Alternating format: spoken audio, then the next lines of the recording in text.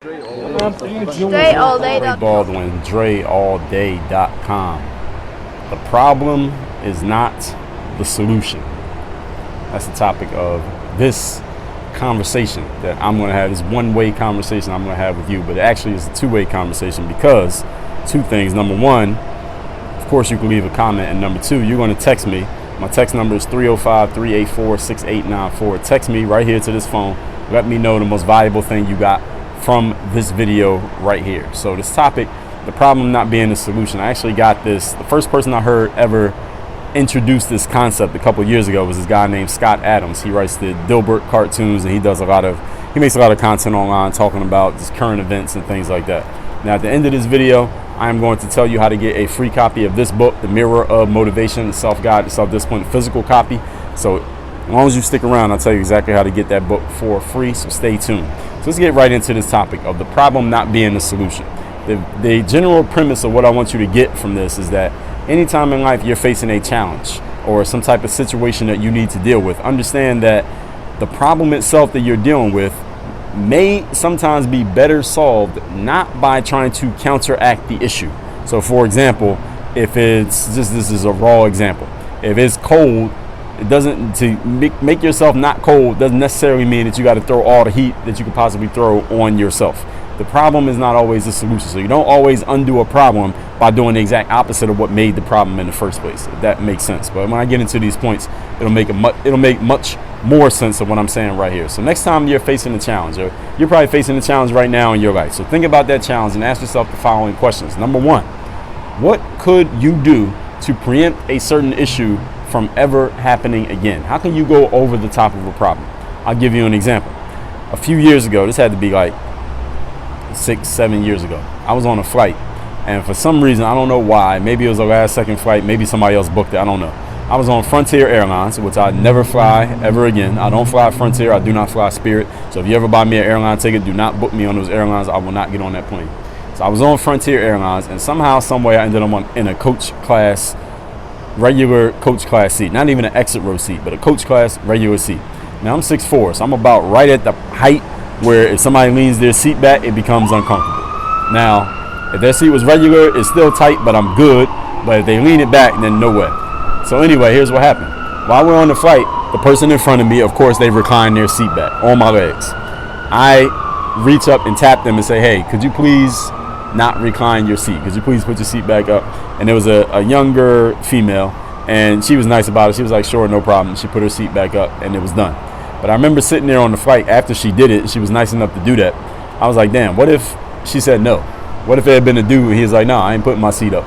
You just got to deal with it. Did I have any recourse? Did I have a right to say, yo, it's uncomfortable for me, so you got to put your seat up? Could I have actually done that? Could I have called the flight attendant and told them, like, yo, get this person to put their seat up? And I Googled it when I got home, and the answer is absolutely not. You can't tell somebody they can't put their seat back. So when somebody has a seat on the plane, if they want to recline it, they can recline it. If it's uncomfortable for you, so what? But they have a legal right to recline their seat if they want to do it. So this told me, all right, well, shit, what if I get on another flight and this happens again? What am I going to do? What if the person's not nice? What if they don't want to recline their seat? What if they're asleep and I can't wake them up? What will I do? So the answer was not to figure out how can I bully somebody to put their seat up, or how can I be more nice to make sure they put their seat up. The answer was never put myself in that situation ever again. And how do I do that? That means every time I do that, every time I get on the flight, I'm either going to get a first class ticket or I'm going to get exit row. Worst case scenario, I'm going to get exit row, but I'm not sitting on any other kind of seat on a flight. Why? Because it eliminates the problem of somebody leaning their seat back on my legs. This is what we call going over the top of a problem. So the problem no longer exists. It's not that I solved the problem, it just doesn't exist anymore because I put myself in a situation where that will never ever happen again. Because when you're in an exit row, there's no seat directly in front of you. No, there is technically, but it's all the space. And if you're in first class, any of you ever flown first class, you know that the space is way wider. So even if the person in front of you leans their seat back, it doesn't come anywhere close to touching you. So I eliminated the issue by going over top of the problem. So the problem was not the solution. The problem was people leaning their seat back. The solution was not lean your seat up.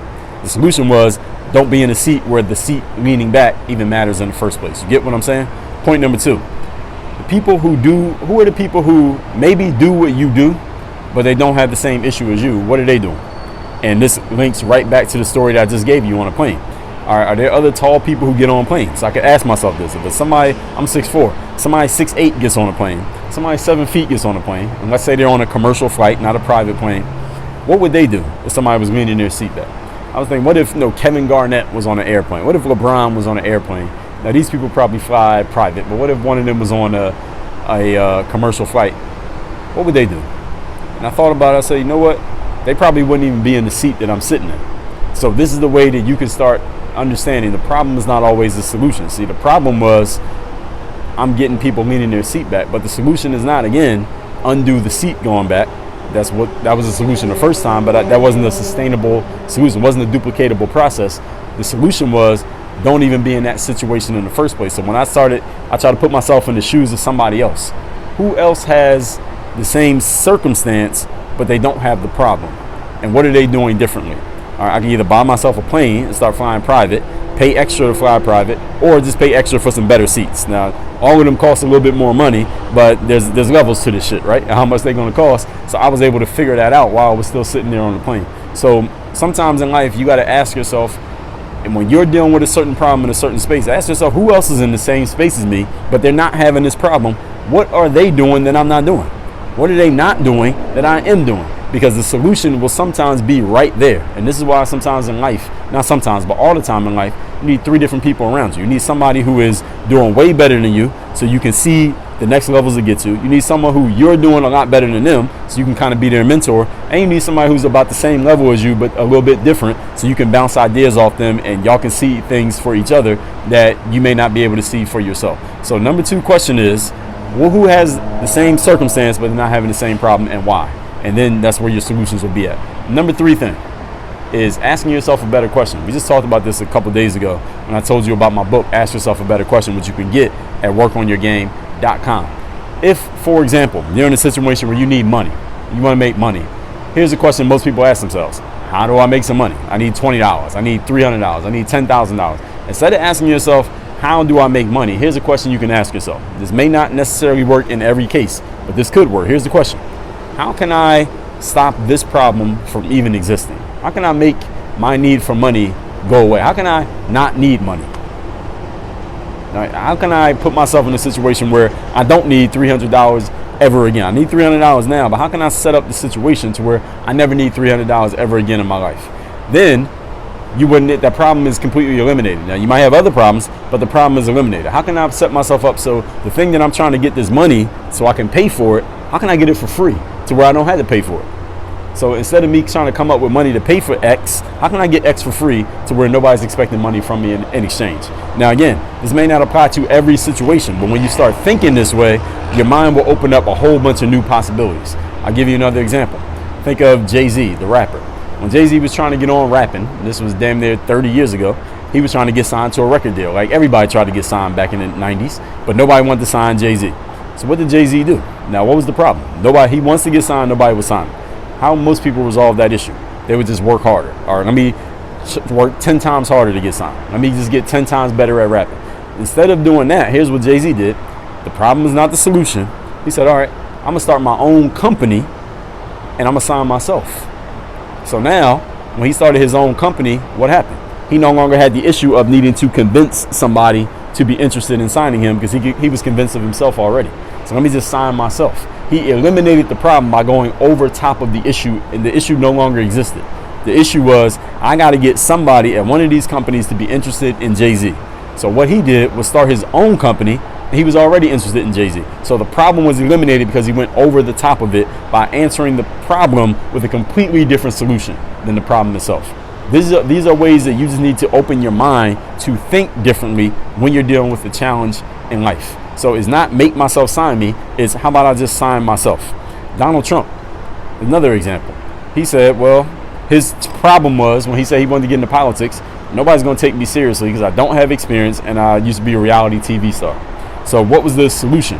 The solution was not, let me tell people why they should take me seriously, even though I don't have experience and even though I was on reality TV. He said, no, I'm going to not use these as some kind of challenge to be overcome. I'm going to use them as features and say, you know what?